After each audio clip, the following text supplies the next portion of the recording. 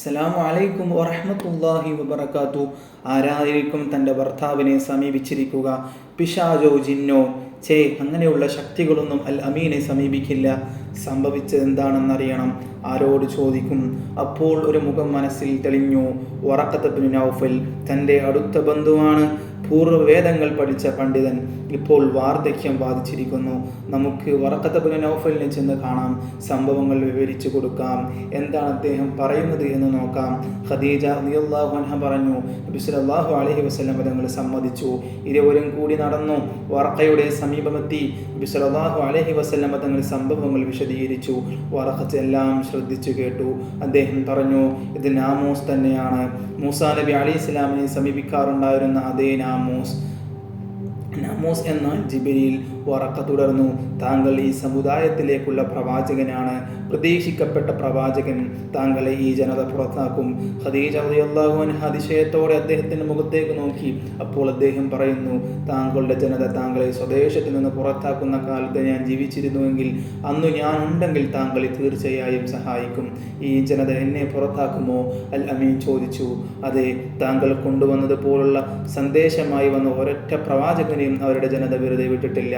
അന്ന് ഞാൻ ശക്തനായ ഒരു യുവാവായി ജീവിച്ചിരുന്നുവെങ്കിൽ എന്ന് വറഖത്ത് പറഞ്ഞു. വറഖത്തിനോട് യാത്ര പറഞ്ഞു. രണ്ടുപേരും മടങ്ങി. ഖദീജ റളിയല്ലാഹു അൻഹ ഭർത്താവിൻ്റെ മുഖത്തേക്ക് ഉറ്റുനോക്കി. ആരുടെ കൂടെയാണ് നടക്കുന്നത്? അള്ളാഹുവിൻ്റെ പ്രവാചകരുടെ കൂടെയോ? ഭീതിയും സന്തോഷവും കൂടിക്കുഴയുന്നു. എന്തെല്ലാം പരീക്ഷണങ്ങളായിരിക്കും ഇതിന് സഹിക്കേണ്ടി വരിക? വറഖത്തിൻ്റെ സൂചന അതാണല്ലോ. ദിവസങ്ങൾ കടന്നുപോയി. ആശങ്കക്കും പ്രതീക്ഷക്കും മധ്യത്തിലാണ് ഇപ്പോഴത്തെ ജീവിതം.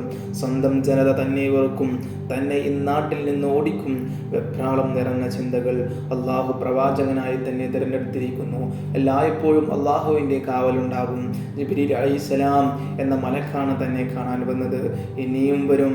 എന്നാണ് ഇനി വരിക? ഒന്ന് കണ്ടിരുന്നുവെങ്കിൽ. കാണുന്നില്ല. ഇപ്പോൾ ജിബ്രീലിൻ്റെ വരവിന് കൊതിക്കുന്നു. ഒരു ദിവസം നബി സല്ലല്ലാഹു അലൈഹി വസല്ലം തങ്ങൾ ഭാര്യയോട് ഒരു കാര്യം സംസാരിച്ചു.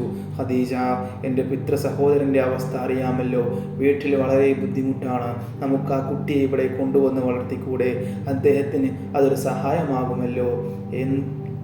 ഏത് കുട്ടിയുടെ കാര്യം? അലി എന്ന കുട്ടിയുടെ കാര്യം. അതിൽ എനിക്ക് സന്തോഷമേയുള്ളൂ. നമുക്ക് വളർത്താം. അദ്ദേഹം ഇങ്ങോട്ട് അയക്കുമോ? ഞാൻ പോയി സംസാരിക്കാം. ഞാൻ നിർബന്ധിക്കും. അപ്പോൾ സമ്മതിക്കും. നബി സല്ലല്ലാഹു അലൈഹി വസല്ലം തങ്ങൾ അബൂ ത്വാലിബിനെ കാണാൻ പോയി. ആരാണിത്? എന്തൊക്കെയുണ്ട് മോനെ വിശേഷം? ഞാനൊരു കാര്യം പറയാൻ വന്നതാണ്. എതിര് പറയരുത്. എന്താ കാര്യം? അത് പറയൂ, കേൾക്കട്ടെ. അലിയെ വളർത്താനുള്ള ഉത്തരവാദിത്വം എനിക്ക് തരണം. ഞാൻ അവനെ വീട്ടിലേക്ക് കൊണ്ടുപോകാം. വേണ്ട മോനെ, എന്നെ അതിന് സമ്മതിക്കണം. എതിര് പറയരുത്. നിർബന്ധം കൂടിയപ്പോൾ വഴങ്ങേണ്ടതായി വന്നു. അലിയെയും കൊണ്ട് അൽ അമീൻ പോയി. അലി പ്രവാചകന്റെ വീട്ടിലെ അംഗമായി. വീട്ടിലെ പുതിയ സംഭവങ്ങളൊക്കെ അലിയും അറിയുന്നുണ്ടായിരുന്നു. ഒരു ദിവസം അൽ അമീനും അലിയും തമ്മിലൊരു സംഭാഷണം. അൽ അമീൻ പറഞ്ഞു, നാം എല്ലാം അള്ളാഹുവിൻ്റെ സൃഷ്ടികളാകുന്നു. അവനാണ് നമുക്ക് ശക്തി നൽകിയത്. അവൻ്റെ കൽപ്പനകൾ അനുസരിച്ച് ജീവിക്കണം. ഉടനെ കുട്ടി ചോദിച്ചു, ആരാണ് അള്ളാഹു? ഈ ലോകത്തിൻ്റെ സൃഷ്ടാവ്. ഭൂമിയും ആകാശവും പടച്ചത് അള്ളാഹുവാണ്. വെള്ളവും വായുവും സൃഷ്ടിച്ചത് അവൻ തന്നെ. നമ്മെ സൃഷ്ടിച്ചത് അള്ളാഹുവാണ്. നാം അവനെ ആരാധിക്കണം. അവൻ കൽപ്പിച്ചതുപോലെ ജീവിക്കണം. ഞാൻ അവൻ്റെ റസൂലാകുന്നു. അള്ളാഹു ഏകനാണ്, അവന് പങ്കുകാരില്ല. മുഹമ്മദ് അവൻ്റെ അടിമയും റസൂലുമാകുന്നു. മോനെ അലി, നീ ഇത് വിശ്വസിക്കണം.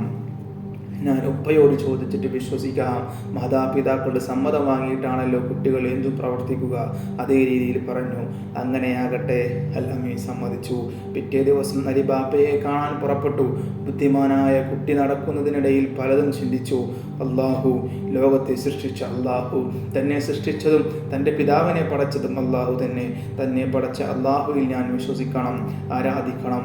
അത് തൻ്റെ കടമയാണ്. അതിന് പിതാവിൻ്റെ സമ്മതം എന്തിന്? പിതാവിൻ്റെ സമ്മതമില്ലാതെ തന്നെ അള്ളാഹുവിൽ വിശ്വസിക്കാം. പിതാവിനോട് ആലോചിച്ചിട്ടില്ലല്ലോ അള്ളാഹു എന്നെ തന്നെ സൃഷ്ടിച്ചത്. അലി വഴിയിൽ നിന്ന് മടങ്ങി വന്നപ്പോൾ അൽ അമീൻ ചോദിച്ചു, ഉപ്പ എന്ത് പറഞ്ഞു? ഉപ്പയോട് ചോദിക്കേണ്ട യാതൊരു ആവശ്യവുമില്ല. അള്ളാഹു ഏകനാണെന്നും അവന് പങ്കുകാരില്ലെന്നും മുഹമ്മദ് നബി സല്ലല്ലാഹു അലൈഹി വസല്ലം തങ്ങൾ അവൻ്റെ റസൂലാണെന്നും ഞാനിതാ സാക്ഷ്യം വഹിക്കുന്നു.